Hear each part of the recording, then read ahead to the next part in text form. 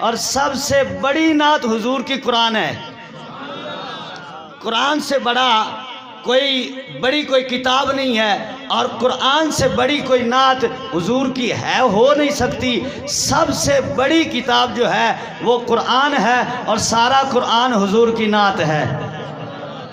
कोई ना भी पढ़े तो कुरान तो पढ़ा जा रहा है ना, ये हुजूर की नात ही पढ़ी जा रही है। तो हजरात कुरान पाक उठा कर देख लें, पहले पारे से लेकर आखिरी पारे तक, सूरह फातिहा से लेकर सूरह नास तक जो है ये सारा कुरान जो है ये हुजूर की नात है। क्यों चांद में खोए हो, क्यों उलझे हो तारों में, मेरे आका को ढूंढो कुरान के पारों में। तो हजरात कुरान के पारे खोल कर देख लेते हैं कि डिठे वर्क कुरान दे फोल सारे, पर तेरी शान जिया नहीं कोई होर डिठा, डिठे वर्क कुरान दे फोल सारे।